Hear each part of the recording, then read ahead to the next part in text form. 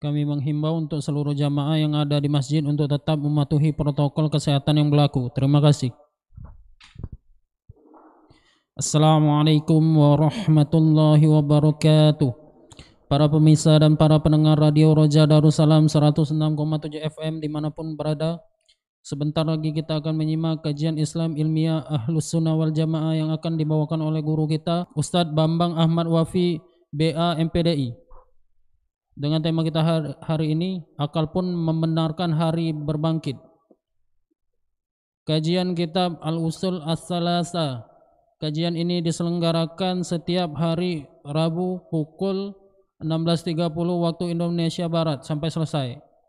Dari Masjid At-Tauhid Komplek Roja Darussalam, Jalan PAK Abdul Rahim nomor 326 Talang Semut Bukit Kecil, Palembang. Dan kami juga membuka sesi tanya jawab untuk seluruh para pendengar kajian hari ini. Bagi yang ingin bertanya, silakan untuk menulis pertanyaannya di kolom komentar.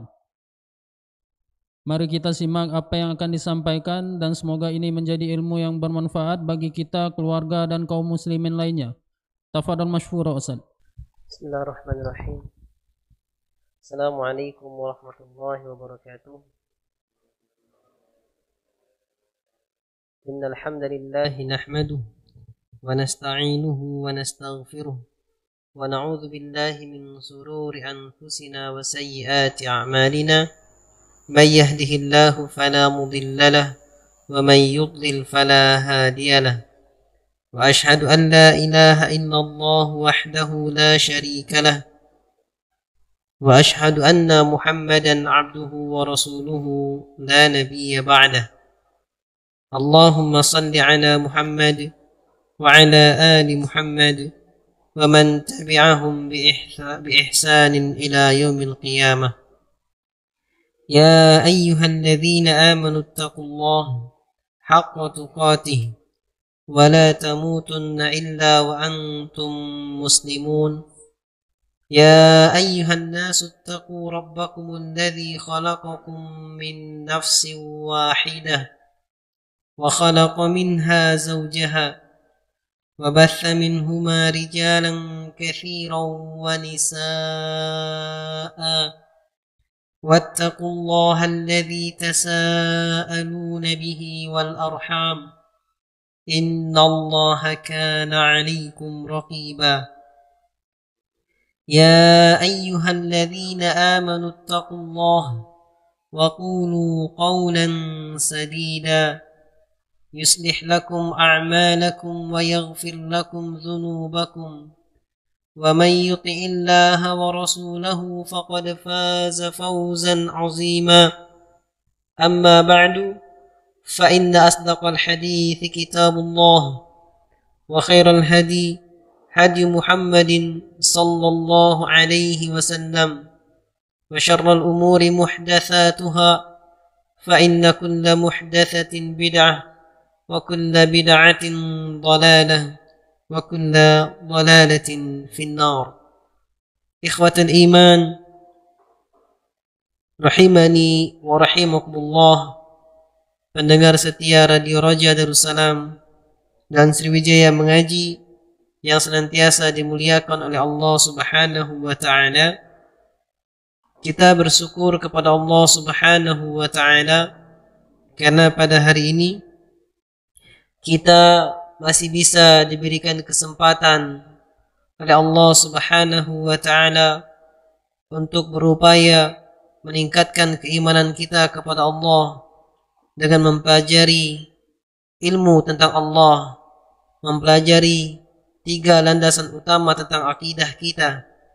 Dan kita pun bersyukur kepada Allah Subhanahu wa Ta'ala karena bisa menggapai suatu jalan yang dipuji oleh Allah Subhanahu wa Ta'ala, di mana Allah Subhanahu wa Ta'ala berfirman, rijalun la tulhihim tijaratu wala bay'un an dzikrillah. Orang-orang yang mana perniagaannya, jual belinya, kerjaannya tidak menghalangi dia dari mengingat Allah Subhanahu wa Ta'ala, sehingga kita bisa duduk di majelis ilmu ini, mendengarkan majelis ilmu ini di tengah-tengah aktivitas kesibukan kita, sehingga masuk galangan orang-orang yang dipuji oleh Allah Subhanahu wa taala. Pada hari ini kita masih membahas kitab Al-Ushul Tsalatsa, di mana kita masih dalam bab iman kepada hari akhir. Wa min dimniha, dan di dalam keimanan terhadap hari akhir tersebut adalah keimanan terhadap hari berbangkit. Dan ternyata ikhwatal iman rahimani wa rahimakumullah, akal pun membenarkan adanya hari berbangkit. Ya. Dari mana bisa? Yang pertama, akal kita meyakini anna Allah Ta'ala fatiras samawati wal ardi wa ma fihima, bahwasanya Allah Subhanahu wa taala dialah yang telah menciptakan langit dan bumi dan apa yang ada di antara keduanya. Khaliquhuma ibtidaan, Allah menciptakan keduanya, menciptakan langit dan bumi ibtidaan, langsung sesuai dengan kehendak Allah.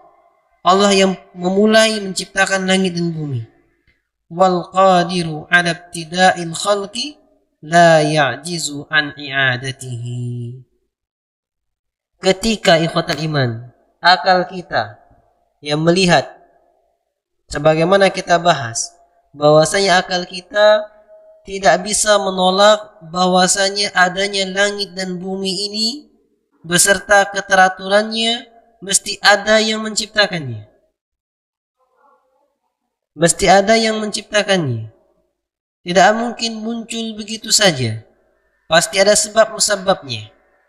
Oke lah kalau kita misalnya kembali kepada sains. Kita katakan terbentuknya langit dan bumi akibat peristiwa Big Bang, ledakan besar. Ya. Maka tidak hal demikian tidak menolak adanya Sang Pencipta. Adanya ledakan besar atau Big Bang itu proses penciptaan. Lalu siapa yang mengadakan ledakan tersebut? Kalau seandainya teori Big Bang itu benar, dari suatu ledakan yang begitu luar biasa terkumpul kembali, ledakan-ledakan ini menyatu membentuk suatu kumpulan dan akhirnya terjadi sebuah bumi. Ya kalau sekiranya ini benar, tentu siapa yang mengadakan ledakan tersebut? Sama orang yang mengatakan teori Big Bang terbatas sama dengan orang mengatakan adanya kita karena ada bapak dan ibu kita. Kita tanya lagi, siapa yang mengadakan bapak dan ibu kita? Mungkin mesti ada. Nenek dan kakek, siapa yang mengadakan, dan seterusnya. Karena itu tidak selesai. Nah, ketika kita meyakini tidak mungkin ini ada begitu saja tiba-tiba ada. Pasti ada yang mengadakannya. Pena yang kita pegang, yang kita miliki, nggak mungkin tiba-tiba ada. Kita butuh pena, ada muncul. Tetapi masih ada yang membuatnya sehingga sampai kepada kita. Maka ketika akal menyatakan yang demikian, dan ternyata akal kita membenarkan adanya Sang Pencipta, ibtidaan, secara langsung menciptakan yang semula yang ada menjadi ada, maka ketika kita meyakini Allah lah yang telah menciptakan langit dan bumi dari sebelumnya nggak ada menjadi ada, maka ketika Allah mampu menciptakannya dari yang nggak ada menjadi ada, Allah tentu tidak akan lemah untuk bisa mengulangi penciptaannya. Maka secara akal pun sangat bisa memungkinkan menetapkan adanya hari berbangkit. Yaitu mungkin sekali Allah yang telah menciptakan dari tidak ada untuk mengembalikannya lagi. Kalau menciptakan dari tidak ada aja bisa, apalagi mengulangi penciptaannya. Tentunya akal kita menerima yang lebih sulit mana? Orang pertama kali cetak mobil, pertama kali buat mobil, atau orang yang sudah buat berkali-kali? Lebih sulit yang pertama kali. Ya kalau yang pertama kali bisa buatnya dari nggak ada menjadi ada, tentu dia akan lebih mudah untuk memperbaharui yang apa yang dia buat. Maka Allah Subhanahu wa taala secara akal kita sangat mungkin mengadakan hari berbangkit. Ya. Karena Allah bisa mengadakan dari nggak ada, apalagi sekedar mengulang apa yang pernah Allah adakan. Allah Subhanahu wa taala berfirman dalam Quran surat Ar-Rum ayat ke-27. Wa huwa alladhi yabda'ul khalqa thumma yu'iduhu wa huwa ahwanu 'alaihi. Dialah Allah yang memulai penciptaan. Kemudian dia mengembalikan penciptaan tersebut. Dan yang demikian adalah ringan baginya. Sangat ringan bagi Allah subhanahu wa ta'ala. Dan Allah Jalla wa'ala pun berfirman dalam Quran surat Al-Anbiya ayat ke-104. Kama bada'na awwala khalqin nu'iduh. Sebagaimana kami memulai penciptaannya, begitu juga kami mengulangi penciptaannya. Wa'dan alaina, sebagai janji atas kami. Inna kunna fa'ilin, sesungguhnya kami benar-benar akan melakukannya. Ya. Jadi sangatlah mungkin untuk bisa ada hari berbangkit.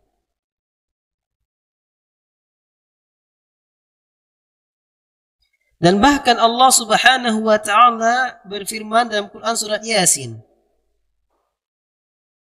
di mana Allah Subhanahu wa taala memerintahkan untuk membantah orang-orang yang mengingkari hari berbangkit, yang mengingkari tulang belulang yang telah rapuh untuk bisa hidup kembali.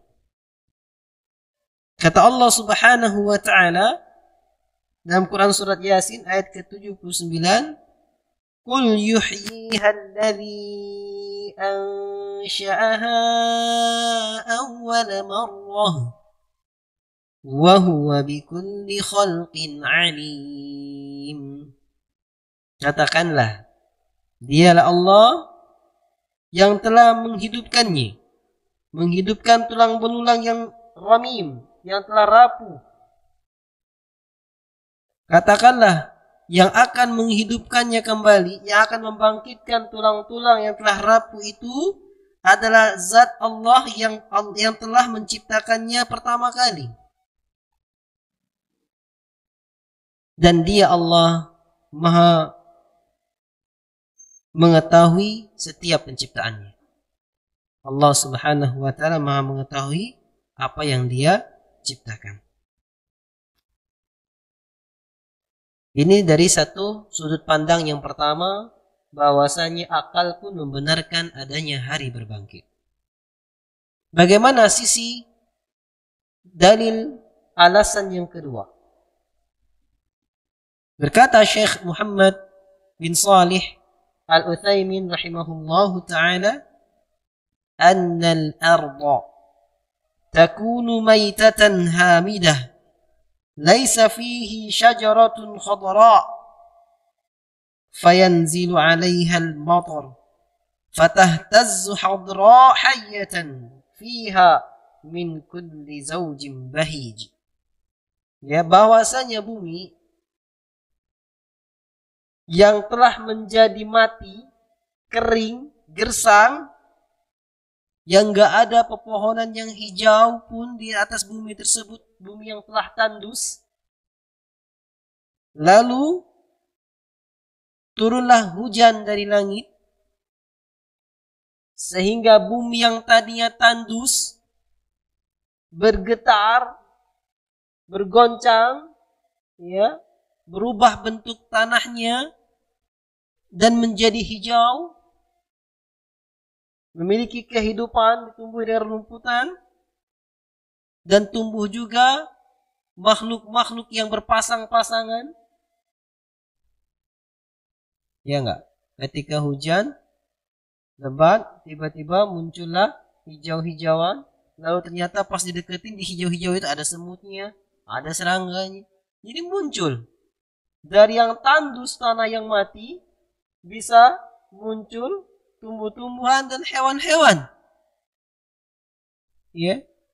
Nah, kalau ini akal kita membenarkan hal yang demikian, maka al-qadiru ala ihya'iha ba'da mautiha qadirun ala ihya'il amwat.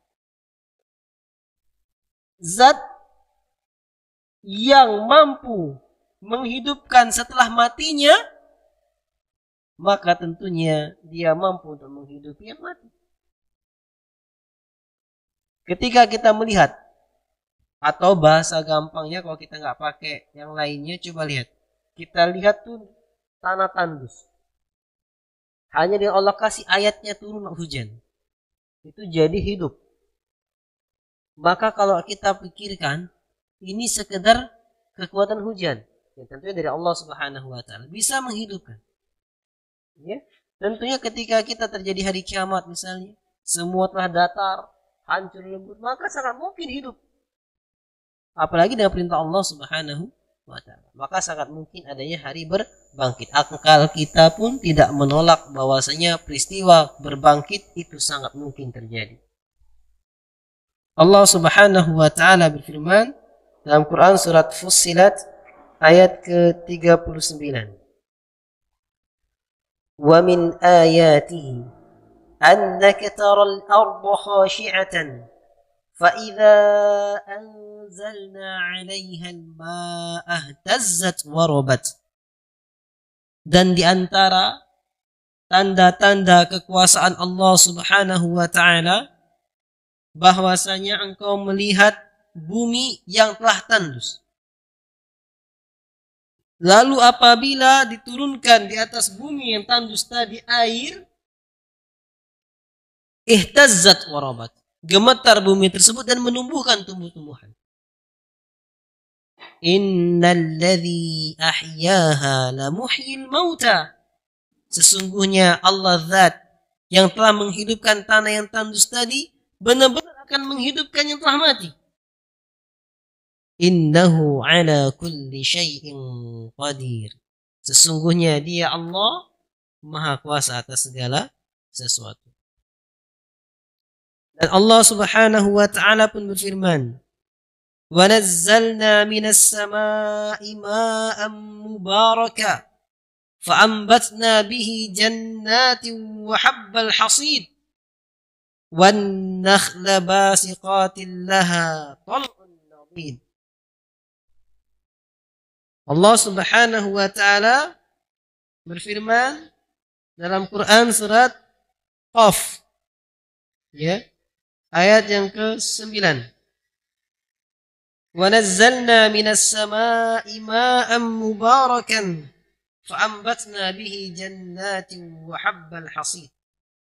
Dan kami turunkan dari langit air yang membawa keberkahan.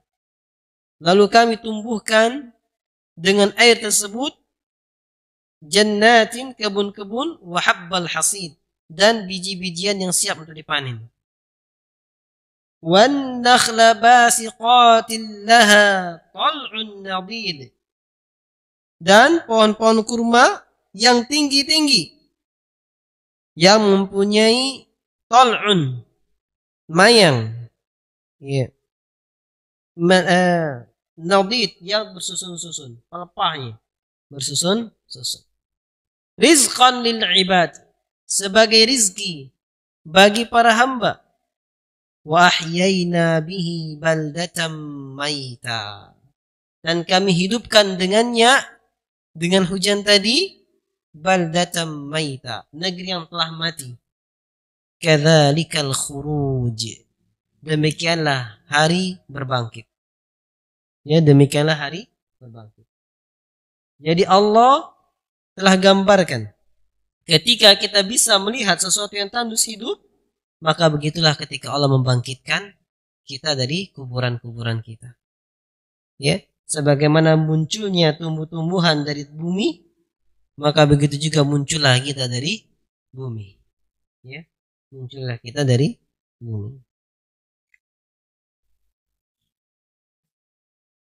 Qala Syekh Muhammad bin Shalih Al-Utsaimin rahimahullah, wa qad dhalla qaumun min ahli az-zayg fa ankaru 'adzab al-qabr wa na'imahu za'imina anna dhalika ghairu mumkinin bi mukhalafati al-waqi'.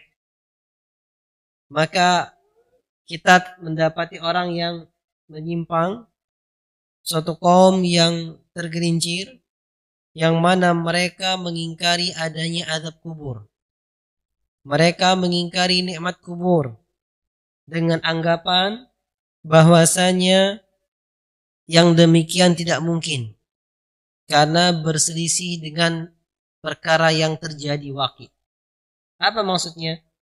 Gak mungkin katanya ada nikmat kubur, gak mungkin ada azab kubur. Buktinya kita gak dengar. Nah, gitu. Ini mukhalafatil waqi', karena berbeda dengan kenyataan. Kita gak lihat apa-apa katanya. Qalu fa innahu law kushifa 'anil mayyiti fi qabrihi lawajada kama kana 'alaihi wal qabru lam yataghayyar bi si'atin wala dhiqin. Mereka berkata, kenapa tidak mungkin ada azab kubur? Tidak mungkin ada nikmat kubur, karena kalau kita gali itu kubur katanya, kita angkat mayitnya, maka kuburnya tidak terjadi apa-apa. Seperti itulah, tidak tambah luas dan tidak tambah sempit. Ya segitulah. Makanya nggak ada nikmat kubur, azab kubur. Ya segitulah kuburannya, nggak berubah katanya.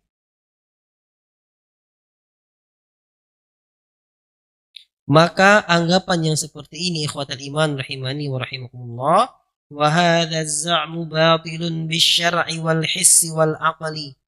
Maka anggapan seperti ini adalah anggapan yang batil. Batil secara syariat, batil secara panca indera, dan batil secara akal pikiran kita. Mungkin bertanya-tanya nih, kok bisa? Tapi kan faktanya kita nggak ngelihat perubahan di kubur. Kenapa dikatakan batil? Ya, kita katakan batil anggapan tersebut dari sisi syariat, panca indera, dan akal. Dari sisi syariat. Amma syar'u faqad sabaqatin nususud dalatu ala thubuti adzabil qabri wa na'imihi fi faqrati ba' mimma yaltahiqu bil imani bil yaumil akhir. Adapun kita katakan anggapan yang tadi tidak ada nikmat dan azab kubur, anggapan yang batil secara syariat, karena telah kita bacakan begitu banyak nas-nas dalil Al-Quran maupun sunnah yang menetapkan adanya nikmat kubur dan adanya azab kubur. Dan juga ini bagian yang terkandung dengan keimanan terhadap hari akhir. Dan kita tambah lagi keterangannya. Wa fi sahihil Bukhari min hadits Ibnu Abbas radhiyallahu anhuma qala. Dari sebuah hadis, ada sebuah hadis yang diriwayatkan oleh Imam Bukhari dalam kitab sahihnya. Hadis dari jalur Ibnu Abbas, semoga Allah meridhai keduanya. Dia berkata, kharajan Nabi sallallahu alaihi wasallam min ba'di haytanil Madinah. Fasami'a sawta insanaini yu'adzabani fi kuburihima. Nabi sallallahu alaihi wasallam pernah keluar suatu hari melewati perbatasan kota Madinah. Lalu beliau sallallahu alaihi wasallam mendengar suara dua orang yang sedang diazab di dalam kubur keduanya. Ini jelas hadis yang diriwayatkan oleh Imam Bukhari. Wa dzakiral hadis, maka hadis ini diceritakan cukup panjang. Dan di antara isi hadis tersebut, nasnya, matannya, ada lafal kata Nabi sallallahu alaihi wasallam, anna ahadahuma kana la yastatiru minal baul. Adapun sebab diazab salah satu dari dua orang dalam kubur ini adalah salah satu di antaranya tidak menutupi dirinya ketika buang air kecil.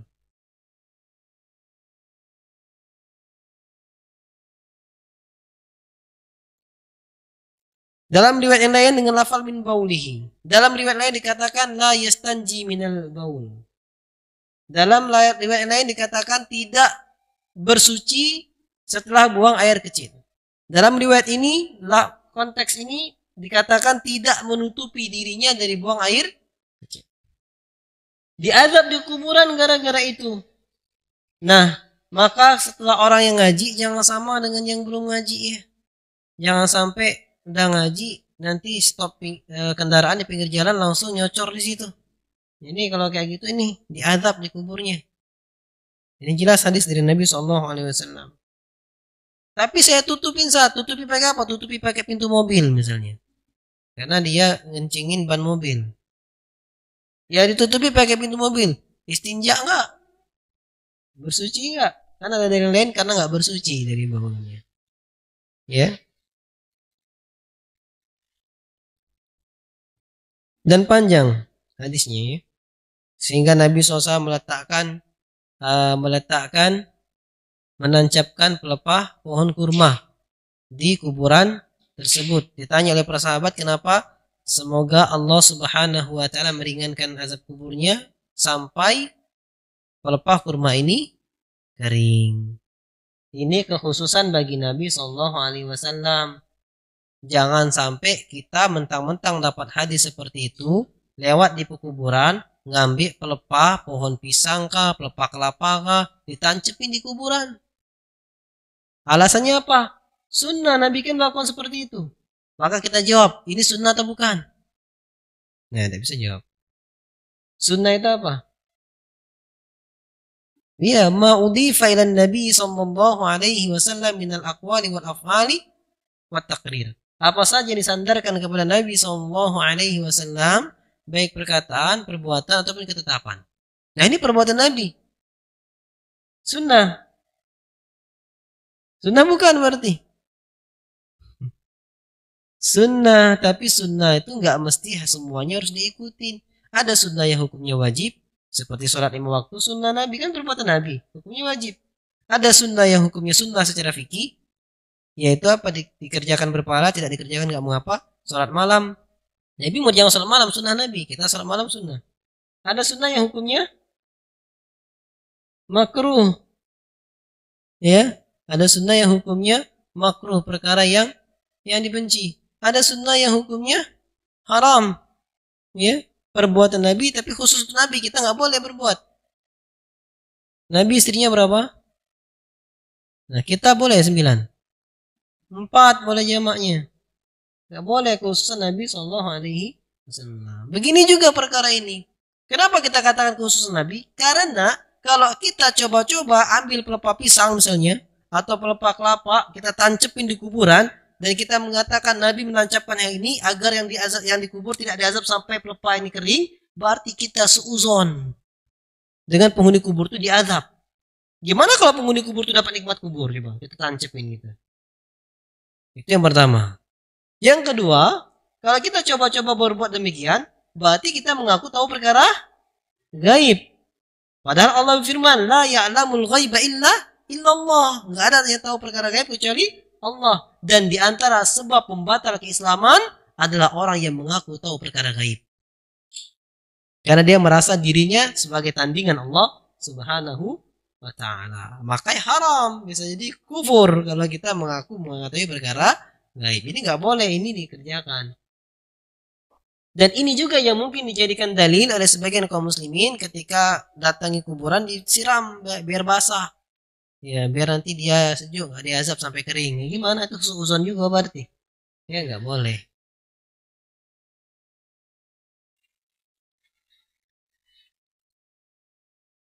Ammal his, adapun hujjah secara panca indera, kenapa anggapan orang bahwasanya azab kuburan, nikmat kubur itu tidak ada adalah anggapan yang batil?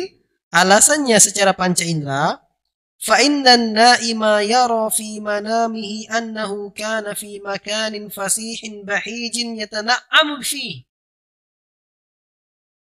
Bahwasanya ini secara panca indera. Kalau orang yang sedang tidur, dia melihat di mimpinya dalam tidurnya bahwasanya dia berada di suatu tempat yang luas dan dia mendapatkan suatu kenikmatan. Au annahu kana fi makanin dayyikin muhishin yata'allamu minhu, atau dia melihat, merasakan di tidurnya dia berada di suatu tempat yang sempit, menyeramkan, dan dia merasa sakit, tersiksa karenanya. Wa rubbama yastayqizu ahyanan mimma ra'a, dan terkadang dia terbangun, tiba-tiba terbangun lantaran apa yang dia lihat di mimpinya. Ya kan? Di sini terima semua ini? Terima. Wa ma'a dzalika fahuwa 'ala firashihi fi hujratihi 'ala ma huwa 'alaihi. Walaupun kendati pun keadaannya demikian, dia merasa sempit, sesak napasnya sampai kebangun, tapi keadaannya dia tetap lagi berbaring di atas ranjangnya di kamarnya kayak gitu. Masih bingung? Antum pernah mimpi sampai napasnya sesak, bangun-bangun tahu-tahu mengas juga kayak gitu. Padahal antum nggak ngapa-ngapain, ranjangnya luas antum sendiri. Kalau itu pun kita rasakan, secara panca indera bisa merasakan yang demikian, maka tentunya nikmat kubur, azab kubur sangat mungkin terjadi.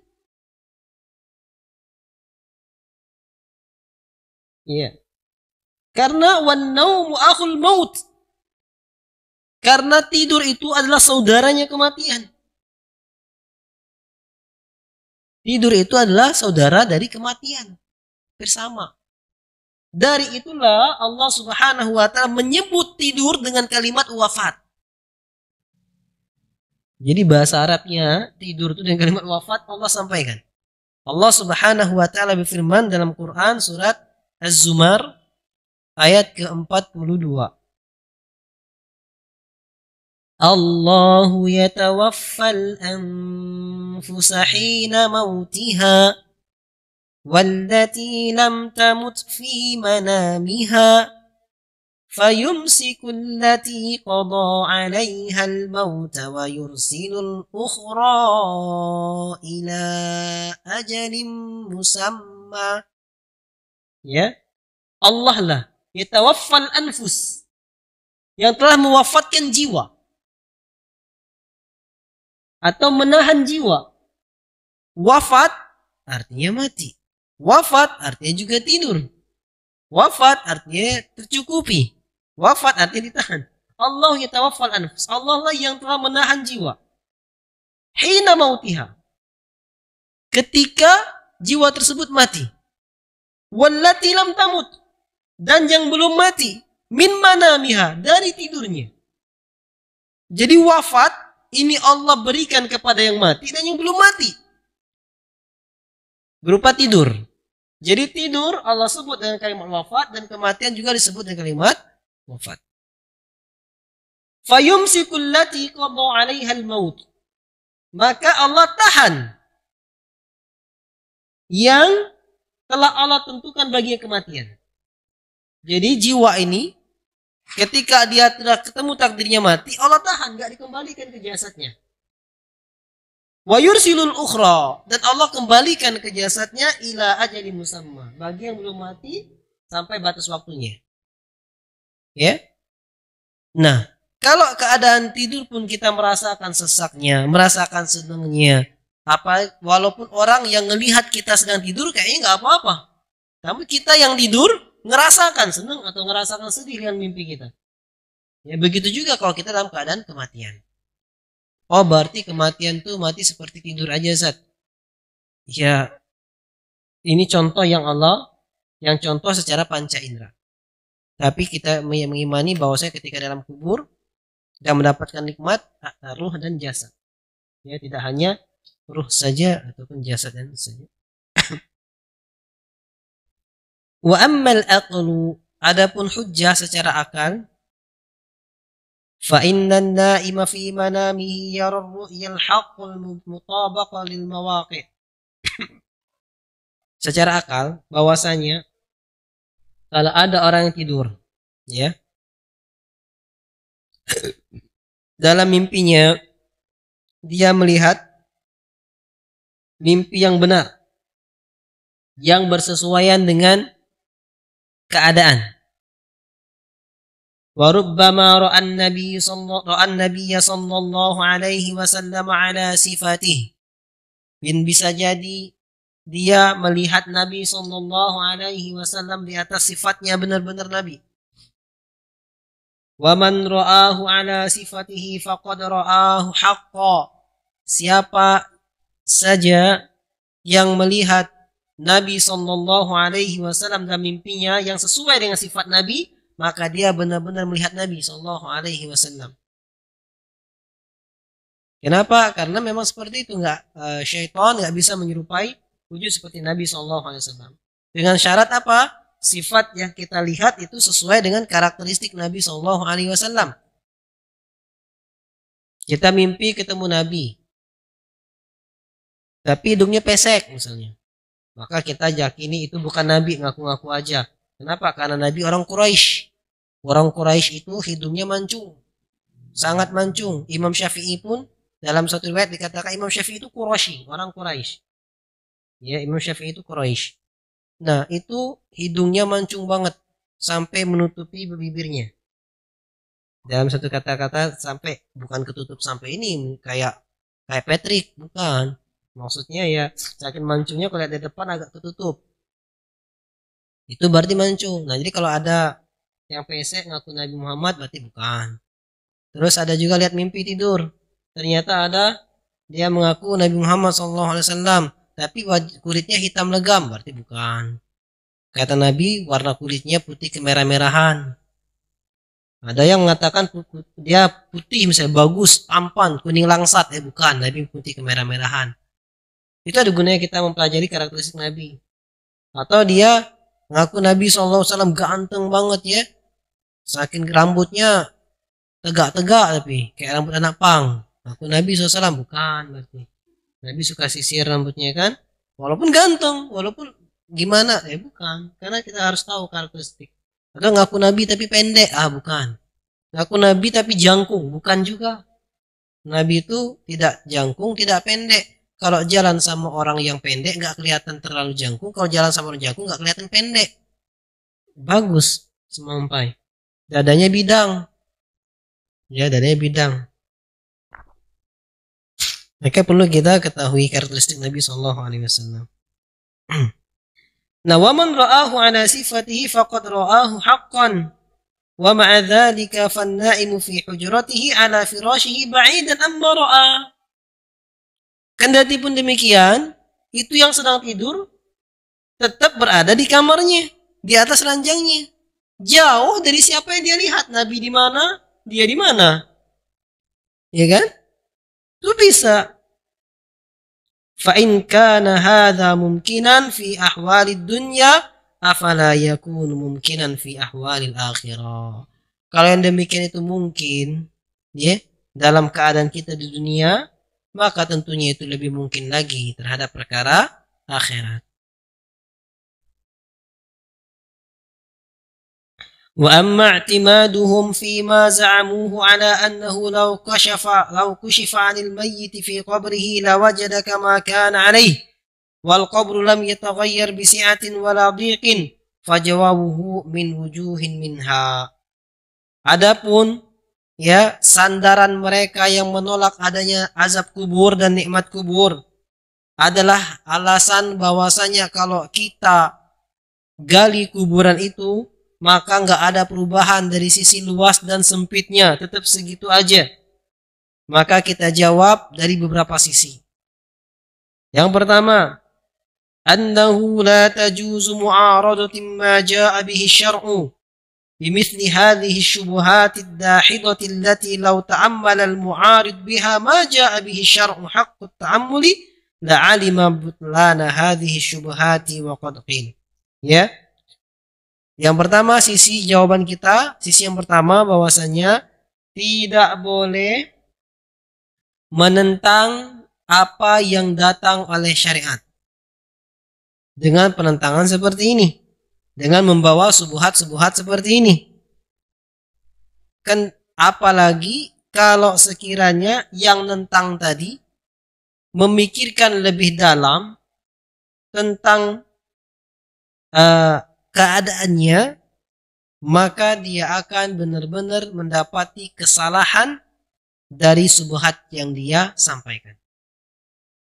Ya kan tadi alasannya, ya gak mungkin, tuh tetap kayak gitu, gak berubah besar, tuh jenazah tetap kayak gitu. Ya sama kayak kita orang tidur, tetap kayak gitu di ranjangnya, tapi dia ngerasakan apa yang tidak kita rasakan. Maka kalau dia mikir lebih dalam, dia akan tahu bahwa anggapannya itu salah.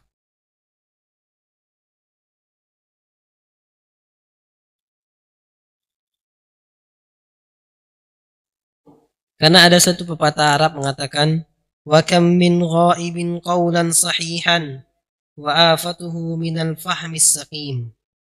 Betapa banyak yang enggak tahu, yang enggak hadir tapi perkataannya benar. Wa kam min aibin. Betapa banyak orang yang cacat, ya, perkataannya benar, wa afatuhu minal fahmis saqim, tapi pemahamannya juga pemahamannya keliru, ya, pemahaman keliru. Jadi bisa dikatakan kita kalau lihat aib ini benar, tapi kok memahaminya keliru. Sisi pendalilan yang kedua, bahwasanya yang menolak ungkapan orang tadi, anna ahwal al-barzakhi min umuril ghaib allati la yudrikuha al-his. Bahwasanya perkara barzakh, alam barzakh adalah perkara-perkara gaib yang tidak mungkin bisa dijangkau oleh panca indera. Walau kanat tudrikul bil his lafatat faidatul imani bil ghaib. Nih.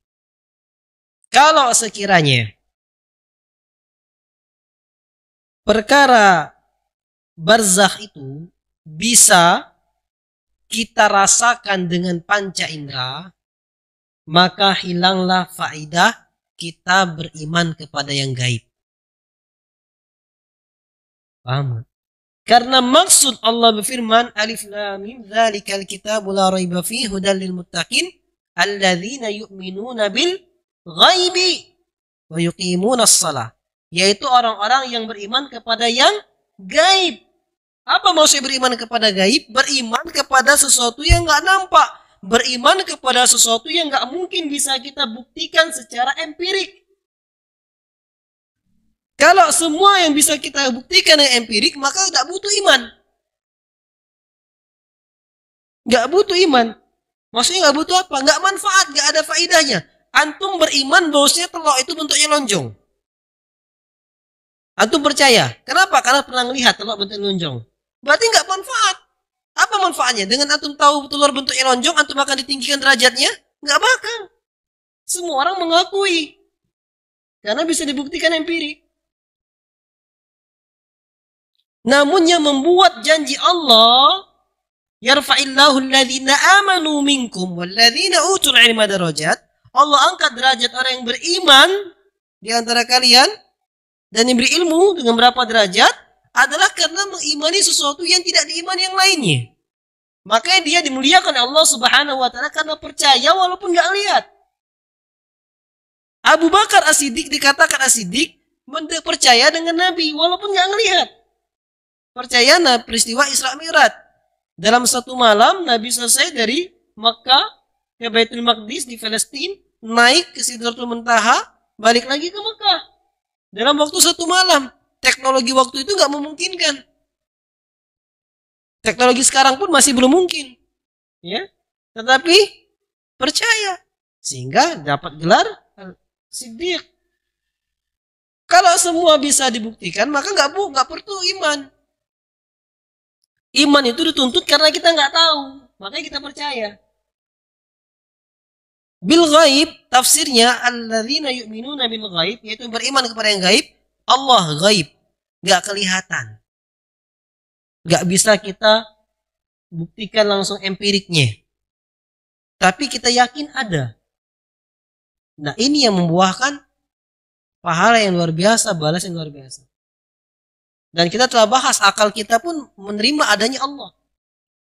Mana wujudnya? Gak semua yang ada bisa dilihat wujudnya. Sekarang kita lihat udara ada nggak? Berani bilang udara nggak ada? Nggak berani bilang udara ada kan? Sekarang mana wujud udara? Agak nanti dulu. Udara ada. Dari mana kamu tahu udara itu ada? Bisa ngerasakan. Gimana rasanya? Panas, dingin, sejuk? Gimana rasanya? Antum keluar, sedot napas dalam-dalam, panas loh. Antum di sini sedot napas dalam-dalam, dingin ya, ada AC. Jadi gimana? Udara itu panas, dingin, sejuk atau apa? Nggak bisa jawab. Ini aja nggak bisa jawab. Warnanya apa? Oh, nggak ada warna. Terus tahu dari mana? Ya ngerasa manfaatnya. Ketika nafas bisa. Begitupun Allah. Ada. Kita rasakan manfaatnya. Ada siang, ada malam. Ada tumbuh diri kita. Ada tiba-tiba kayak beri taufik. Ada yang menyelamatkan kita. Ada kita rasakan. Tapi mana wujudnya? Nggak nampak. Kenapa kita bisa beriman adanya udara, tapi nggak bisa beriman adanya Allah? Ini yang maksudnya, semua akal pun bisa menerima adanya Allah Subhanahu wa Ta'ala. Adanya hari berbangkit juga seperti itu. Maka di sini dikatakan, keadaan barzakh ada perkara gaib. Kalau bisa langsung kita lihat, maka nggak butuh iman di situ. Semua orang akan mengakuinya. Konsekuensi kita dituntut iman adalah karena tidak bisa dibuktikan.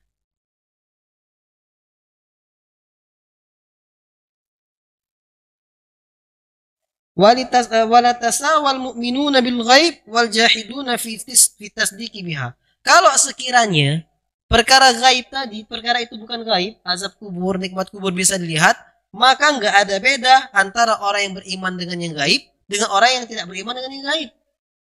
Nggak ada beda, karena sama-sama percaya adanya nikmat kubur, sama-sama percaya adanya azab kubur, karena sama-sama bisa dilihat. Nggak ada beda berarti kan. Ini sisi pendalilan yang kedua. Yang ketiga, annal adzab wan na'ima wasi'atal qabri wadiqahu innama yudriku hal mayyitu duna ghairihi. Alasan yang ketiga bahwasanya azab kubur, nikmat kubur, dilapangkannya kubur atau disempitkannya kubur, ini tidak bisa dirasakan kecuali oleh mayit sendiri. Sebagaimana kita tadi, orang yang ngerasa luas, ngerasa sempit, lagi tidurnya, gak mungkin dirasakan kecuali yang lagi tidur itu yang ngerasain. Yang kita ngelihat dia, ya kayak gitu posisinya. Wahada kama yarna'imu fi manamihi annahu fi makanin dayyikin muwahishin atau fi makanin wasi'in bahijin wa huwa bin nisbati li ghairihi lam yataghayyar manamuhu huwa fi hujratihi wa baina firashihi wa ghita'ihi. Ya, seperti keadaannya orang yang sedang tidur tadi.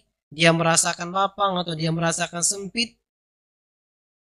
Tapi dari sudut pandang orang yang lain yang melihat dia, maka tidak berubah posisinya. Dia tetap di atas ranjangnya, di dalam kamarnya, kemulan, sudah kayak gitu. Walaqad kana an-nabiy sallallahu alaihi wasallam yuha ilaihi wa huwa baina ashabihi fayasma'ul wahya wala yasma'uhu sahabah. Nah, ini juga yang nampak jelas. Maka iman sahabat tuh mantap banget. Kenapa? Pernah kejadian Nabi SAW mendapatkan wahyu. Turun wahyu kepada Nabi SAW yang pada waktu itu Nabi sedang berada duduk-duduk sama para sahabat. Dalam kondisi demikian, Nabi mendengarkan wahyu, sahabat lainnya nggak dengar. Padahal sama. Lagi duduk bareng.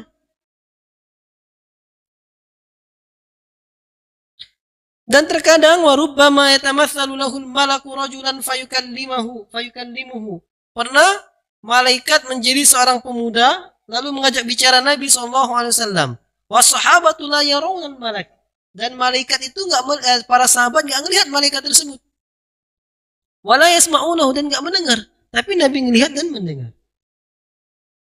Ketika keadaan itu dialami oleh para sahabat, maka dia tambah beriman. Ini keadaan seperti ini, tapi mengalami banyak hal yang tidak bisa kami lihat. Ketika ada nikmat kubur azab kubur, dia percaya. Kita melihat seperti itu, tapi dia mengalami apa yang dikabarkan oleh Allah dan Rasulnya. Ya.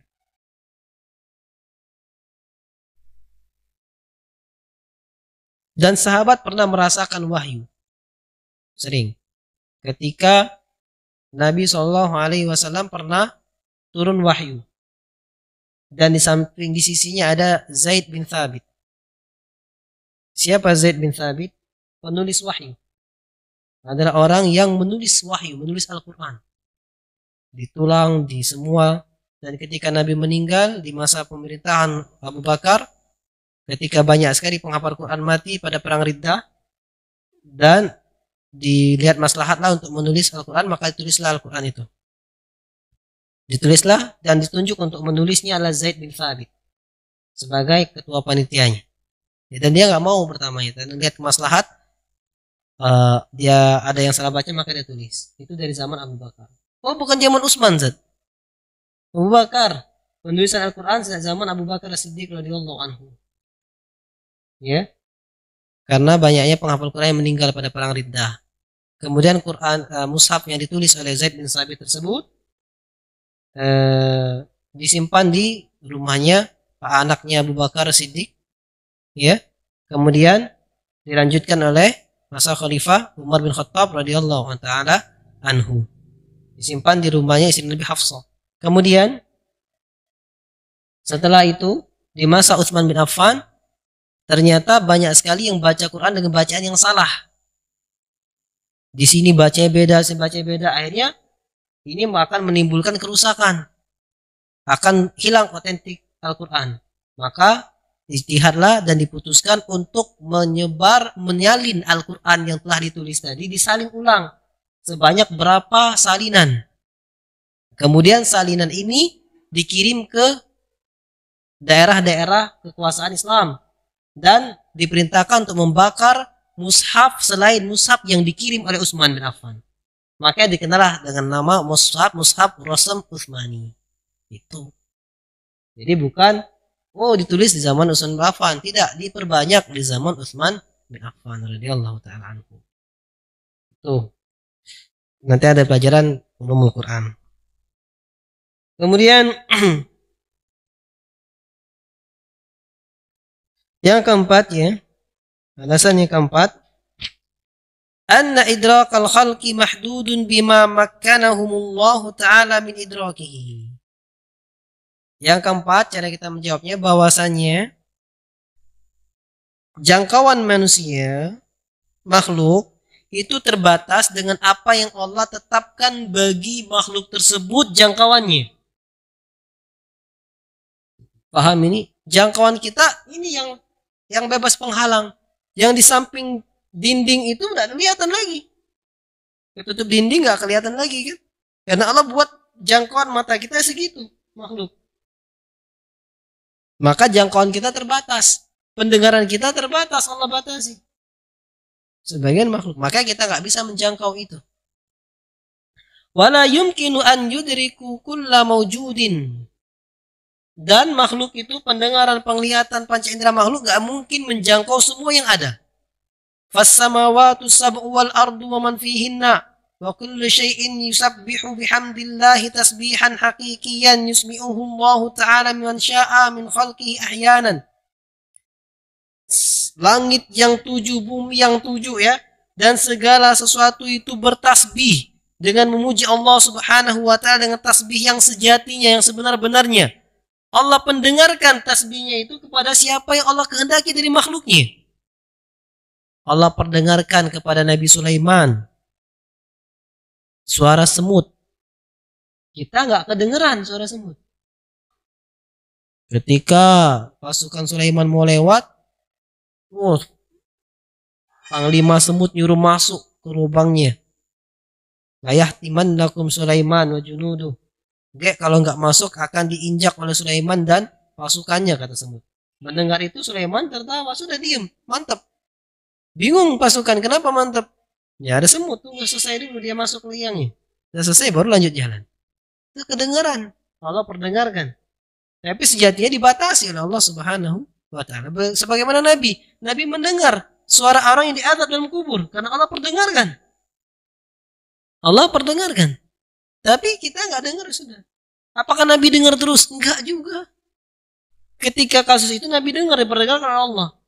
Kasus lainnya nggak ada Nabi dengar.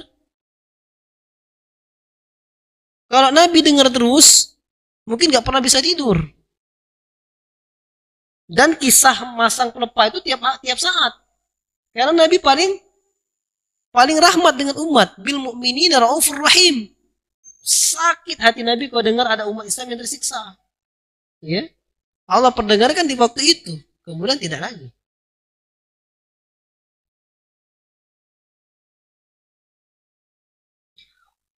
Wa ma'a dzalika huwa mahjubun anna. Ya, kendati pun demikian, ya, itu terhalangi dari kita. Sebagian makhluk aja bisa mendengar, kita nggak bisa dengar. Wa fi dzalika yaqulullahu ta'ala, atau kita lihat gini aja. Ada suatu suara ultrasonik. Semut bisa dengar, tikus bisa dengar. Sehingga kita pasang alat itu, tikus, semut nggak masuk. Tapi kita nggak dengar. Ya, ada suara ultrasonik manggil lumba-lumba. Datang lumba-lumbanya dengar, kita nggak dengar. Gimana coba? Karena batasan kita kan, batasan pendengaran kita terbatas. Ya.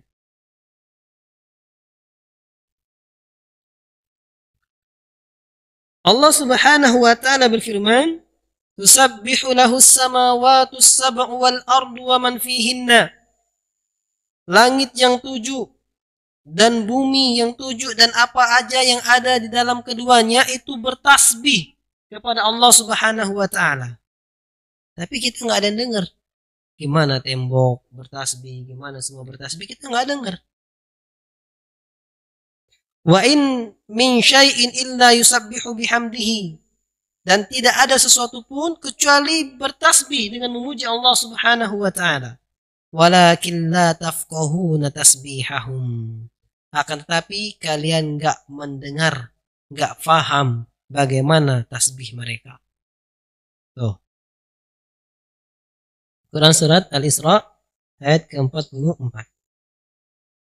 Wa hakadha asyayatin wal jin yas'auna fil ardi dhahaban wa iyaba. Begitu juga perkara syaitan, jin, ya, yang mana mereka berjalan, bekerja di muka bumi ini, jalan pergi pulang. Waqad hadaratil jinnu ila Rasulillah sallallahu alaihi wasallam wastama'u liqira'atihi. Dan pernah ada jin mendengar, datang, hadir di majelisnya Nabi sallallahu alaihi wasallam, nyimak bacaan Nabi sallallahu alaihi wasallam. Wa ansatu wallau ila qaumihim munzirin. Ketika dengar ceramah Nabi, jin itu datang, diam. Selesai Nabi ceramah, dia pergi ke kaumnya, beri peringatan kepada kaumnya. Wa ma hadza fahum mahjubuna anna. Kendati pun itu terjadi, tetapi mereka terhalangi dari kita. Kita nggak bisa melihat mereka. Ya, kita nggak bisa. Jangan-jangan di samping kita tuh ada jin yang lagi duduk nyatet. Jangan nyok kawan sebelahnya lagi terasa jin dia. Balik ini ribut. Ya, coba dirasakan. Siapa-siapa ada aura-aura apa gitu ya? Aura apa? Nggak ada bisa ngerasain aura ya? Nggak ada. Nggak ada kita bisa ngelihat jin atau merasakan adanya jin kecuali orang yang ada gangguan jin. Nah itu konsepnya, selesai kan? Tidak ada yang bisa melihat jin atau merasakan adanya aura jin kecuali dia ada gangguan jin. Itu konsep yang sangat simpel dan bisa menjadikan pedoman. Berarti ketika ada orang yang ngerasa bisa ngelihat jin, berarti dia ada gangguan jin. Kalau enggak gangguan dia belajar, pernah belajar sihir, atau enggak karena keturunan. Ada keturunannya dukun sehingga dibawa jin itu ganggu dia juga. Makanya orang-orang indigo itu orang keturunan kan, keturunan dari bapaknya atau apa, neneknya yang tukang sihir, menurun ke dia, jinnya ikut. Ya gitu. Jadi kalau kita ngerasa karena pernah sering lihat jin, berarti diri kita ada gangguan jin, banyak-banyak meruqyah dirinya sendiri. Itu bukan mukjizat, itu bukan karomah. Kalau seandainya bisa ngelihat jin itu tanda kesolehan, bisa ngelihat jin itu tanda kewalian, maka berarti Nabi nggak soleh, Nabi bukan wali. Karena Nabi nggak bisa ngelihat jin. Padahal orang yang paling soleh, paling takwa adalah Nabi Shallallahu Alaihi Wasallam.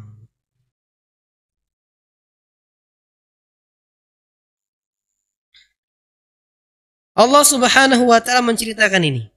Allah berfirman, "Ya bani Adam la yaftinannakumus syaitanu kama akhraja abawaykum minal jannati yanzi'u anhuma libasahuma liyuriyahuma sawatihima innahu yarakum huwa wa qabiluhu min haitsu la tarawnahum inna ja'alna asy-syayatina awliya'a lilladzina la yu'minun." Quran surat Al-A'raf ayat ke-27. Wahai sekalian manusia, anak Adam, keturunan Adam. Wahai sekalian anak Adam, manusia, jangan kamu terfitnah oleh syaitan sebagaimana setan yang telah mengeluarkan dua orang tuamu dari surga, Adam dan Hawa. Yang setan telah menjadikan pakaian keduanya itu tersingkap, sehingga mereka berdua menampakkan aurat mereka berdua. Sesungguhnya syaitan itu melihat kalian di keadaan di mana kalian tidak bisa. Sesungguhnya dia syaitan, kalangan jin dan qabiluhu dan kabilahnya, kalangannya, itu dia melihat kalian di mana kalian gak bisa ngelihat mereka. Mereka ngelihat kita, kita gak bisa ngelihat mereka. Ini musuh yang gak adil. Kalau sama-sama bisa ngelihat, bisa kita tarung. Ya, tapi dia ngelihat kita, kita gak ngelihat dia. Nah ini yang bahaya kita. Inna ja'alna syayatina awliya'a lilladzina la yu'minun. Dan sesungguhnya kami menjadikan syaitan-syaitan itu pelindung bagi orang-orang yang tidak beriman. Teman setia bagi orang-orang yang tidak beriman. Jadi kalau kita beriman, syaitan gak bisa dekat. Kalau kita gak beriman, jadi temannya syaitan. Ya. Tapi yakinlah, syaitan itu lemah. Karena Allah bilang dhaif, syaitan itu lemah. Ya. Syaitan itu lemah. Sama kayak antum misalnya digonggong anjing, antum bales segak, takut anjingnya lari. Disegak sama hewan, antum balas segak lari. Tapi kalau antum takut, nah dia gagah. Nah, seperti itulah jin. Dia takut dan dia nggak bisa memudaratkan kita. Tapi kalau kita takut, dia ngerasa kuat. Apa bukti kita takut? Khurafat. Mau datang ke tempat hutan, mau buang air, permisi penghuni ini saya mau. Nah, jadi kuat jinnya. Jinnya kuat. Nah, dia takut sama saya. Padahal apa? Ya sudah, ta'awudz aja. A'udzu bikalimatillahi tammah min syarri ma khalaq. Ya. Karena kita memasuki tempat yang baru, maka doanya berlindung, doa perlindungan ketika memasuki tempat singgah. A'udzu bikalimatillahi tammati min syarri ma khalaq, sudah. Bismillah, buang. Jinnya kecil, takut. Tapi kalau kita ya nenek siapa disebut semua gitu ya. Pohon yang mana disebut semua, permisi misalnya, sudah gagah dia. Habis pulang dari situ ketenggoran, kesurupan. Karena jinnya gagah. Tapi kalau kita ta'awudz, takut dia dari. Ya.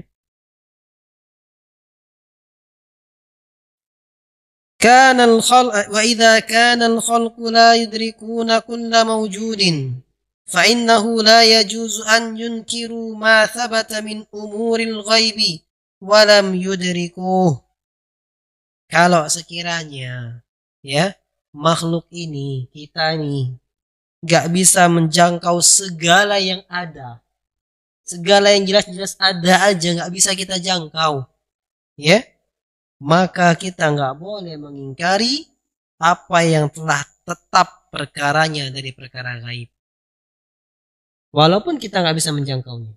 Kenapa? Yang nyata aja kita nggak bisa menjangkaunya. Apalagi yang gaib. Hah? Ada yang bisa ngelihat yang di balik tembok ini? Nggak bisa, sudah. Nggak bisa jangkau. Nyata ada tuh. Di dalam sini ada orang nih. Nyata ada orang, tapi nggak bisa kita lihat. Berapa orang lagi ngapain, nggak bisa. Ini perkara nyata, nggak bisa kita ketahui, nggak bisa kita jangkau, apalagi perkara gaib. Maka tentunya di sini butuh keimanan. Ya. Wallahu ta'ala a'lam. Selesai kajian kita tentang permasalahan iman kepada yang gaib. Kita sekarang masuk kepada perkataan muallif rahimahullah, wa tu'mina bil qadari khairihi wa syarrihi. Beriman kepada takdir Allah yang baiknya maupun yang buruknya. Sebelum kita masuk pada pembahasan ini, ada yang ditanyakan, silakan.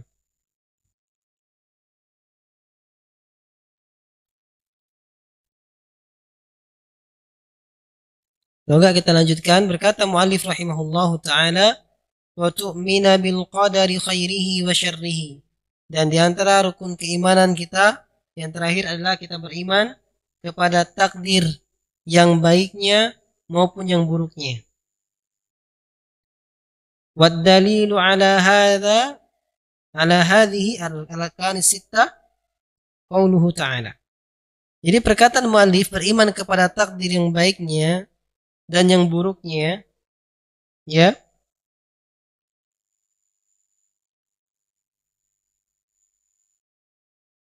Kebanyakan kita ikhwatul iman rahimani wa rahimakumullah itu beriman kepada takdir baik tapi nggak beriman kepada takdir buruk.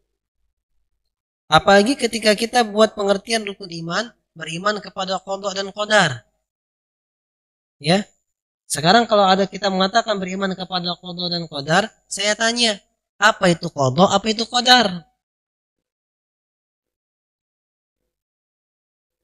Ya, kalau kita pernah ngajarin anak-anak kita atau kita pernah belajar beriman kepada Allah, beriman kepada malaikat, beriman kepada ya kitab, ya, beriman kepada Rasul, beriman kepada hari akhir, beriman kepada qada dan qadar, kata kita, apa itu qada, apa itu qadar? Ya, bisa sih diterjemahkan. Qada itu kalau bahasa Arab artinya ketentuan. Qadar bahasa Arab adalah ukuran. Jadi seakan-akan kita memaknai ini ketentuan Allah, kita kerja di sini. Kadarnya rizkinya sekian, nah, kayak gitu bisa. Itu diakal-akalin tapi. Karena secara bahasa kayak gitu. Tapi kalau dalam secara hadisnya, antu'mina bil qadari khairihi wa syarrihi. Engkau beriman kepada takdir baiknya dan buruknya. Jadi jelas bisa dipahami. Takdir Allah baiknya buruknya, ketentuan Allah yang baiknya itu punya buruknya. Al-qadar, ya, bi fathid dal, takdirullah ta'ala alil kainat hasba ma sabaqa ilmihi waqtadat hikmatuhu. Ketentuan Allah yang Allah tentukan bagi segala yang ada ini sesuai dengan ilmunya Allah dan hikmahnya Allah Subhanahu wa ta'ala. Itu namanya takdir, ketentuan. Kalau kita beriman kepada takdir baik dan takdir buruk, jelas. Kadang-kadang kita beriman kepada takdir baik tapi nggak beriman takdir buruk. Contoh misalnya, ada orang ini setiap buat proyek lancar, rezekinya ngalir. Dibilang sama temannya, kamu ini masya Allah ya, setiap ada proyek lancar, rezekinya ngalir. Apa jawabnya? Itulah qadarullah, takdir Allah Subhanahu wa ta'ala, rezeki dari Allah Subhanahu wa ta'ala, sudah. Alhamdulillah. Tapi ketika dia ada orang yang buat proyek gagal, dan sebab gagalnya ketika dia berlima misalnya timnya, ternyata ada salah satu anggota timnya yang kerjanya teledor sehingga proyek ini gagal, bangkrut dia. Ditanya, kenapa antum gagal? Iya nih, gara-gara si fulan nih. Oh, kita ini kan. Ada bilang, qadarullah, takdir Allah, memang nggak rezeki kita. Ada bilang kayak gitu. Jarang. Rata-rata nyalakan yang teledor tadi kan. Itulah bukti kita beriman kepada takdir baik tapi nggak beriman kepada takdir buruk. Ya, nggak beriman kepada takdir buruk. Sekarang misalnya, ketika suaminya pulang bawa rezeki misalnya, nggak gaji lah, misalnya gajinya sebulan katakanlah 5 juta misalnya, pulang dia bawa gaji 5 juta, alhamdulillah senang istrinya. Nah, alhamdulillah kita tiap bulan dapat 5 juta, orang kadang-kadang 500.000. Ya, alhamdulillah ini takdir Allah, rezeki Allah, alhamdulillah. Suatu hari dia pulang bawa uang 5 juta, tapi di kantong biasa, nggak disimpan di dalam tas. Nah, tiba-tiba keluarin HP, jatuh tuh uang. Nyampe ke rumah diminta sama istrinya uangnya, nggak ada. Nah, mungkin jatuh di jalan, tadi saya letaknya di sini. Kira-kira apa jawaban tuh istri? Hah? Marah banget. Ya, kau makanya mata tuh taruh mana? Sebagai nian duit taruh di saku, taruh di tas, kayak gitu misalnya kan, marah-marah dia kan. Nggak ada bilang qadarullah, takdir Allah kan, nggak. Karena kebanyakan kita beriman kepada takdir baik, nggak beriman takdir buruk. Makanya benar Nabi itu bilang, "Fantu'mina bil qadari khairihi wa syarrihi." Engkau beriman kepada takdir yang baiknya dan yang buruknya. Jangan yang baiknya aja kita mau, yang buruknya nggak mau. Nggak beriman, nyalakan orang aja. Padahal Allah udah jelas bilang, "Wa ma asabakum min musibatin fabima kasabat aydikum wa ya'fu an katsir." Musibah apa saja menimpa dirimu akibat tanganmu sendiri, dan Allah banyak sekali mengampuni. Ya, ini yang harus difahami. Ketika memang kita seperti itu pemahaman kita bertauhid seperti itu, akidah kita seperti itu, makanya nggak pernah gelisah hidupnya. Nggak pernah gelisah, nggak pernah susah, nggak pernah galau. Apa yang harus digalaukan? Ketika nggak dapat rezeki hari ini, ya qadarullah masyafallah, bukan rezekinya, selesai masalah. Ya. Ketika ada kerja keras, untung besar, alhamdulillah, Allah takdirkan sekian. Tapi ketika untung kecil, ya rezeki Allah sekian. Karena belum rezeki tadi. Saya kasihlah sesi contoh nih, biar kita nanti bahas pada pertemuan berikutnya lebih dalam tentang takdir ini. Muqaddimah. Misalnya, antum kita jalan tadi, kasus orang tadi, bawa uang awal bulan nih, kayak sekarang awal bulan, bawa uang 5 juta misalnya. Tiba-tiba di jalan dia dicuri, dirampok. Di jalan dia dirampok. Nah, hilang uangnya. Yang merampok ini berhasil. Merampok, hilang uangnya. Maka ketika dia pulang ke rumah, tuh, kira-kira tadi kan sudah dijawab, so istrinya mungkin marah. Sekarang pertanyaan saya yang kedua, itu rezekinya siapa berarti? Nah, rezekinya perampok atau rezeki orang itu? Kenapa ragu jawabnya? Jawab aja yang gamblang. Dia bawa uang 5 juta pulang, tiba-tiba tengah jalan dirampok. Nah, disurasi orang untuk rampok. Berarti uang 5 juta itu rezekinya siapa? Rezekinya perampok. Ustaz, enaknya rezekinya perampok, saya yang bekerja dia. Ya rezekinya perampok. Kalau itu nggak rezeki perampok, dia nggak rampok, gagal. Lagi mau ngerampok, hakimi masa, gagal, masuk penjara dia. Itu berarti bukan rezeki. Ngerampok tadi nggak rezekinya perampok, masih rezeki dia.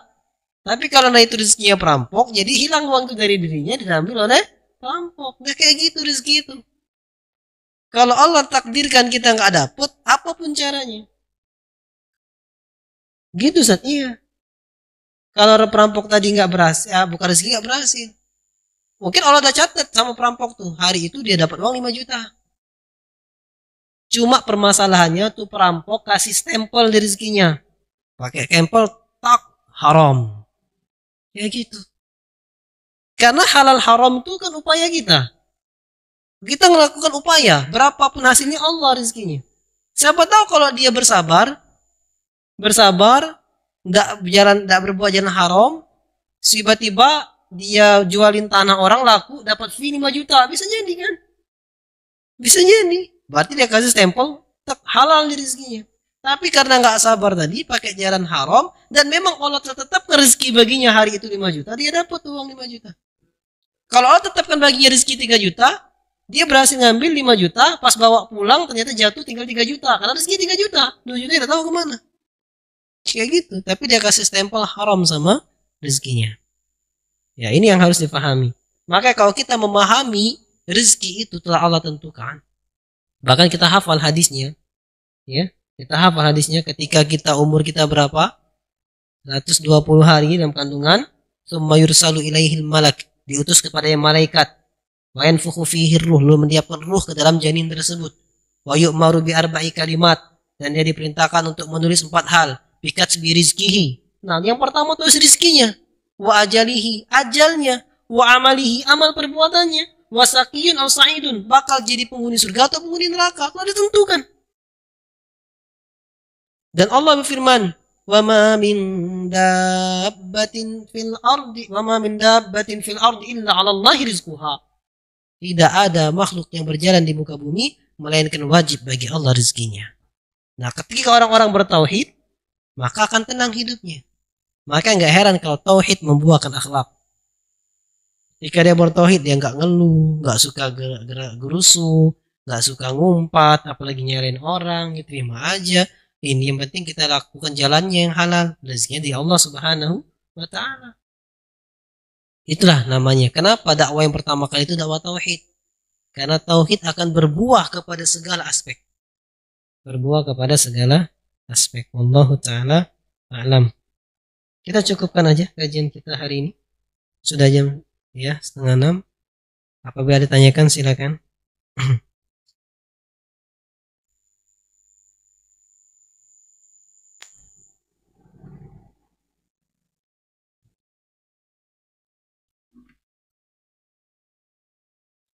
Kajian kita pekan depan insyaallah temanya beriman kepada takdir. Insyaallah. Ini ada pertanyaan.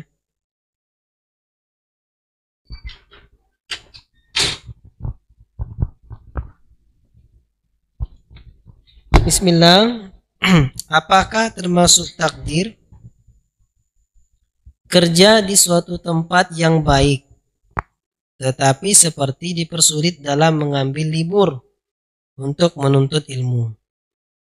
Apakah boleh merubah pekerjaan lain atau berhenti saja dikarenakan merasa tertekan karena sulitnya menuntut ilmu? Jazakumullahu khairan, Ustaz. Ya, sebenarnya dalam setiap keadaan kita nggak boleh berhujah semua takdir. Tetapi kita harus berbuat yang terbaik, lalu apapun hasilnya tangan Allah Subhanahu wa Ta'ala. Kenapa? Karena ada seorang pencuri di zamannya Umar bin Khattab radhiyallahu anhu, ketika mau dipotong tangan sama Umar bin Khattab, dia mengatakan, "Ya Umar, aku mencuri biqadarillah, dengan takdir Allah. Kenapa kamu potong tanganku?" Maksudnya kalau Allah nggak takdirkan aku mencuri, ya nggak bakal aku mencuri, katanya. Nah, terus gimana? Umar jawabnya simpel aja. Ya, aku potong tanganmu dengan takdir Allah, katanya. Berarti apa itu maksudnya? Kita punya pilihan, namun hasilnya dia diturunkan kitab, diturunkan Rasul untuk membimbing kita.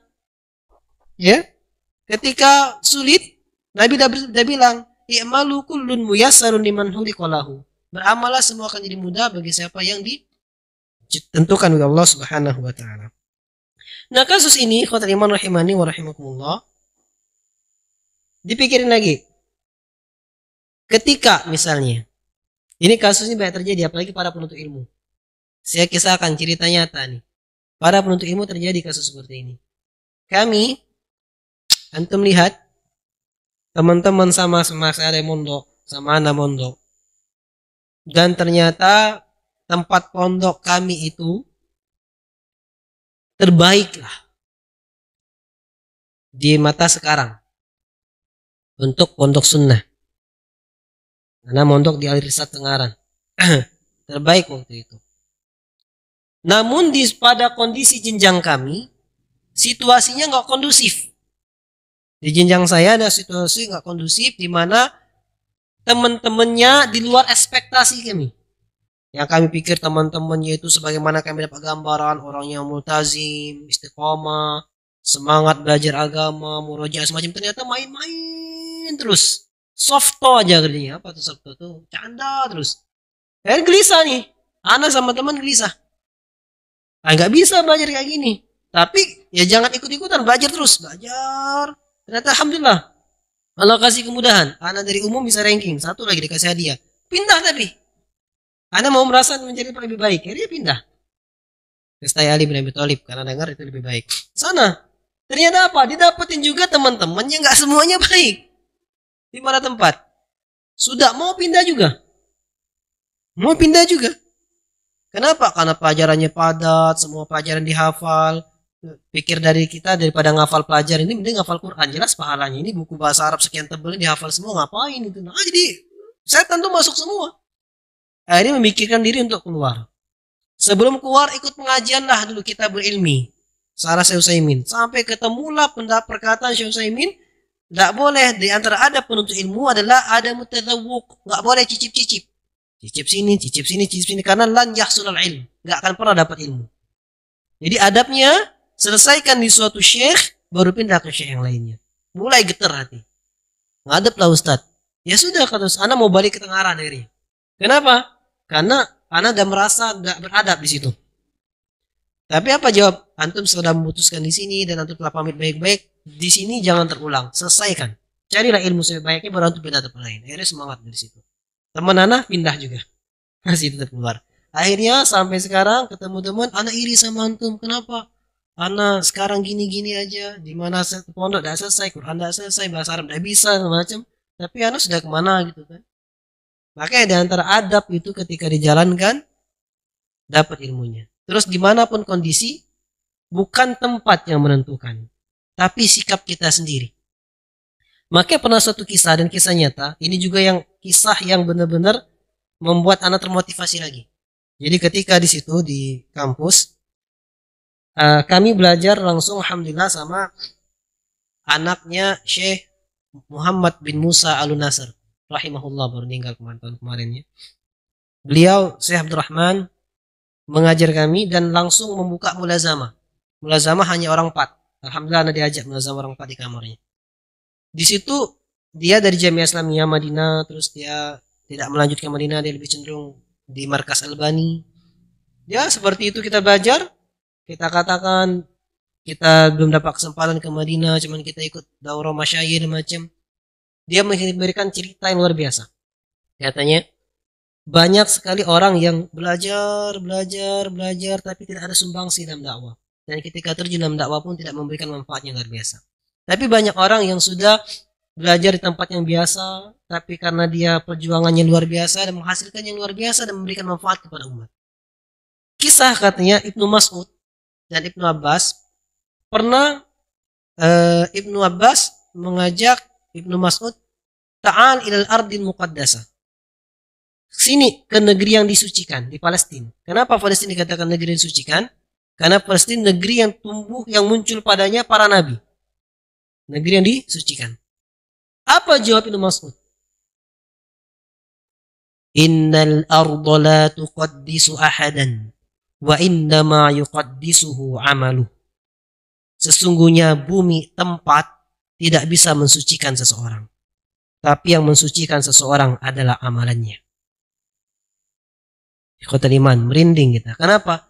Dijawab, kalau sekiranya tempat bisa mensucikan, maka orang yang tinggal di tanah suci Makkah dan Madinah akan selamat dari azab Allah. Tetapi kenapa ada Abu Jahal tinggal di tanah suci Makkah? Kenapa ada Abu Lahab tinggal di tanah suci Makkah? Kenapa ada Musailam al-Kadzab? Kenapa ada orang munafik di Madinah? Padahal tinggal di tanah yang suci di situ. Maka ini motivasi.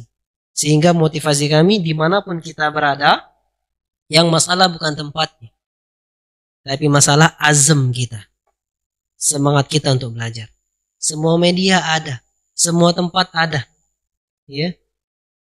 Kalau memang harus pikir kita tuh harus fokus, banyak orang fokus kayak teman anak, mondok di sini, kuliahnya cuti, stop out, mondok di sini, mondok di sini, mondok di sini, akhirnya stop outnya habis, masuk kuliah sedang ulang dari awal lagi, umum lagi, agama yang sudah berapa tahun dihabiskan keliling-keliling pondok ini nggak ngasil. Ya, padahal kalau dia mantap di suatu tempat, dapat. Ya, intinya adalah dari kita sendiri. Nah, terus bagaimana kasusnya kalau memang pertanyaan ini kita memang nggak tahan, nggak nyaman? Memang kenyamanan adalah perkara yang lebih utama. Kalau merasa nggak nyaman, sudah istikharah sama Allah Subhanahu Wa Taala. Ya Allah, kalau memang tempat itu baik bagi saya, untuk saya, agama saya dan akhirat saya, maka pertahankanlah saya di sini dan berikanlah kenyamanan di sini. Dan kalau sekiranya ini buruk bagi akhirat saya, bagi agama saya dan akhir hidup saya, maka pisahkan saya dari tempat ini dengan cara yang baik. Lihat, biar Allah yang jawab. Kalau ternyata berpisah dari tempat tersebut mudah, ya sudah, berarti itu yang terbaik untuk pisah dari tempat tersebut. Kalau ternyata berpisah dari tempat itu susah, berarti itulah jawaban istikharahnya. Maka bertahanlah di situ dan atur lagi waktunya. Itulah gunanya kita istikharah ya teman. Karena istikharah jawabannya adalah bukan dengan as-sawad wal bayat. Kata Syekh Ali Hasan Al-Halabi rahimahullah. Rahimahullah, baru meninggal kemarin. Ya, berapa bulan yang lalu. Beliau mengatakan kepada kami, menjelaskan tentang jawaban istikharah. Jadi jawaban istikharah bukanlah dengan melihat hitam ataupun putih. Tapi jawaban istikharah adalah dengan taisir, kemudahan. Kalau melihat hitam putih itu tidak ada beda dengan gambling. Ya Allah, kalau ini baik tampakkan putih, kalau ini buruk tampakkan hitam. Buka mata, habis doa mati lampu, gelap. Nah, mundur dia. Coba. Kan? Atau tampakkan putih, ya Allah, buka mata, habis doa ibunya lewat pakai mukena, mau sholat juga mukena putih. Oh, berarti lanjut. Ternyata pas lanjut, nyesel. Gitu kan? Bukan itu jawaban istikharah. Jawaban istikharah itu kemudahan. Antum mau dulu, maka Allah bilang fa'idha azamta fatawakkal 'ala Allah. Antum mau nih, apalagi perkara nikah ya. Ana mau nikah sama dia, sudah berjuang, maju. Ketika istikharah habis itu. Ketika dimudahkan semua, nah inilah terbaik. Walaupun pas nikah ternyata jelek, akhlaknya galak bentak misalnya, ternyata males, tidak bisa masak misalnya, tapi antum yakin ini yang terbaik yang Allah pilih. Kenapa? Karena sudah istikharah, Allah yang pilih kan. Terus saat kan banyak wanita lebih baik bisa masak. Bisa jadi kalau anak dapat yang bisa masak, anak kurang bisa ibadah, kurang bisa ngelatih sabar. Dengan dia Allah latih saya untuk sabar, karena Allah tahu yang terbaik bagi saya. Itulah enaknya istikharah. Apapun sedang didapatkan, yakin ini terbaik pilihan Allah. Tapi kalau nggak istikharah, tembak aja pokoknya dia cantik maju. Tiba-tiba ternyata dia kasar, ngelawan sama suami segala macam, nyesel. Ya Allah, kenapa gini kan nyesel? Karena nggak istikharah. Yang dipikiran dia buruk, nggak ada baiknya. Makanya kita selalu nasihatkan ketika kita memiliki suatu azam, istakhir billah, istikharah kepada Allah Subhanahu wa taala, karena ketika istikharah Allah yang pilih. Tapi ketika kita belum istikharah, itu masih murni pilihan dan analisa kita. Ya, Allah taala a'lam. Istakhir billah, istikharah lah bagi yang bertanya ini. Ada lagi pertanyaan yang lain? Cukup? Cukup ya, alhamdulillah. Naktafi bihadzal qadar. Nas'alullah al-azim Rabbal arsyil azim an yuwaffiqana ila siratihil mustaqim wa an yaj'alana min ibadihil muttaqin dzawil akhlaqil mahbubin. Subhanakallahumma wa bihamdika asyhadu an la ilaha illa anta astaghfiruka wa atubu ilaik wa akhiru da'wana alhamdulillahi rabbil alamin. Assalamualaikum warahmatullahi wabarakatuh.